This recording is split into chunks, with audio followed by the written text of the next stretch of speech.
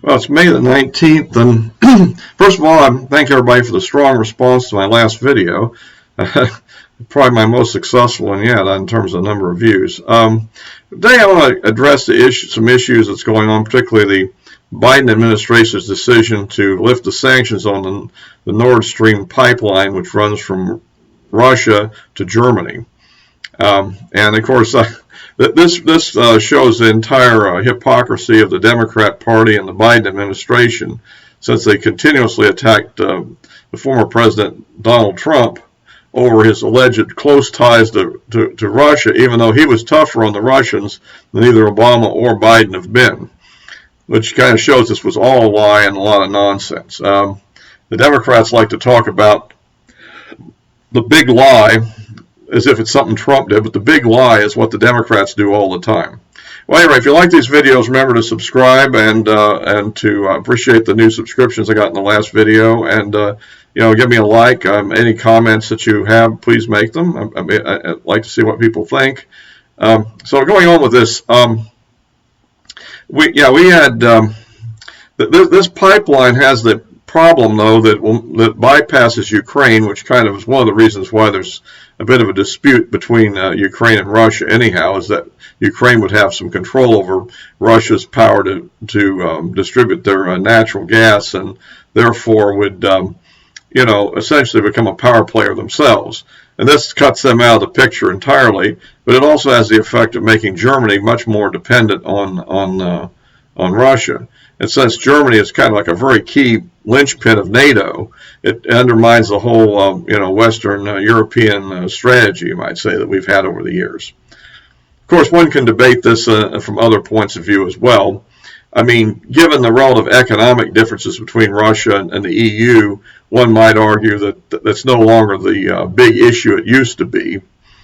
There is the military power factor. It basically consists of the fact that Russia is a strategic nuclear power, which has a near parity relationship with the United States, although there are some key asymmetries in that relationship, of course, which I probably won't get into here, but and that has to do a lot with the economics and also the strategic preferences that the two countries have. But the fact is, you have one country that's armed with thousands of nuclear weapons, and the EU basically is totally dependent on the United States, with the exception, of course, of the relatively smaller French and British deterrence. So that does have a factor, but the idea that Russia is going to go to war in that direction seems to be kind of dubious. But at any rate, I think that, not to get too much into that, the military aspect of it, but just to say that it does seem to have a effect on the balance of power. And if the Democrats' viewpoint has been all along that somehow that Trump was somewhat involved with Russia, you can see more and more that was just a complete and total lie.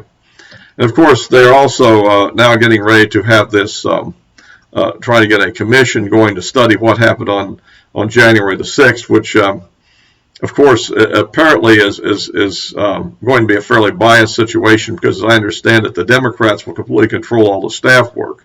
They have agreed to have equal representation for Republicans and Democrats on the commission members.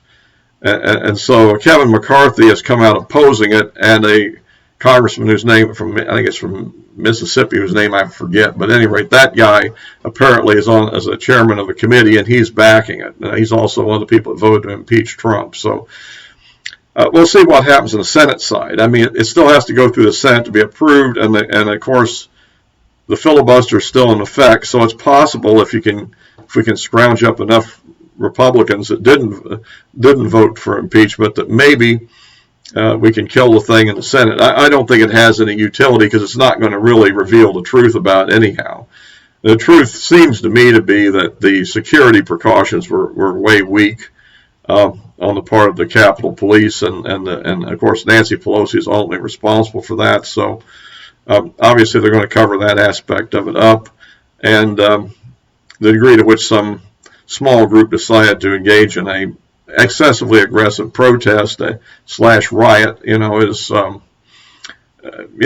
it's a factor. But I mean, why make such a big deal about it? It's been long since taken care of, and the people involved have been overly punished already even before they come to trial. So why are we beating this dead horse?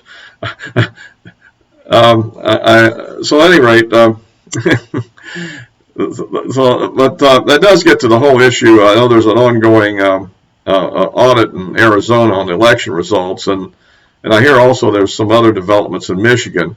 I think that the idea that Trump is spreading the big lie, the issue is always that Trump has a tendency to use a great degree of exaggeration in the way he expresses himself, I think. But to actually claim that the 2020 election was normal and that rules were followed correctly and that there wasn't a lot of fraudulent voting, I think is as naive as to believe that Trump actually won the popular vote on a nationwide basis. So I think both are completely erroneous. I think that Biden clearly won the popular vote by roughly 4%, maybe 4.5%. It's hard to know exactly. And that there were clearly tens of thousands of improper votes that were cast in key states, and that they may have very well flipped the outcome of the Electoral College.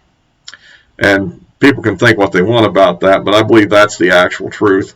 And we probably never know for sure because nobody will really believe the results. And the Democrats want to blame Trump for this, but as I recall, the Democrats did the same type of thing in 2000. Perhaps without Trump's bravado, but basically claiming that the election was stolen and that Gore had actually won Florida and so on and so forth. I mean, people kind of forget that, and I think that's something that needs to be brought up more and more. I mean, it is a bit of history, I guess, being more than 20 years ago, but it is true. And I guess finally, let's address the Arab-Israeli conflict. That's, or actually maybe we should say the Hamas-Israeli conflict. The Iranian Hamas Israeli conflict. But I know there's some discussion about ceasefire, but the question is the ceasefire can be obtained fairly easily. All that would have to happen would be for Hamas to cease firing, and I'm pretty sure Israel would respond fairly quickly to that too. I don't think that Israel really desires this ongoing situation. And so I think the idea to put the onus on Israel is really misplaced. As I recall, Israel wasn't involved in a major bombing campaign on the Gaza Strip before the rocket attacks began. And I think, again, as I said earlier, I think that ultimately, I think that this is based on two basic issues. One is a power struggle between a boss on one hand in the West Bank and the Palestinian Authority, formerly the PLO, right, that group, and on the other hand, Hamas and Islamic Jihad in the Gaza Strip over who's going to run the Palestinian movement. The other aspect is simply the opportunity to hopefully fracture the U.S. support from Israel, knowing the weakness of the Democratic Party and the various radicals that have come to prominence in the Democratic Party, the so-called Squad and some of their followers. And that, I think, is what's behind all this, and the interesting thing about it is it may have an ultimate impact on the Israeli government because it'll be interesting to see if a government that won't include the Likud party can be formed, in the aftermath of this conflict, which I think we might have been on the way to having that happen with Arab parties. That is to say, the Israeli Arabs would be a major part of the coalition. And that may not be the case anymore. So, but again, there's also the ongoing legal attacks on Netanyahu. So that is something we'll just have to monitor. But this could very well change the dynamic there. Anyway, I'll close this video for now, and until next time,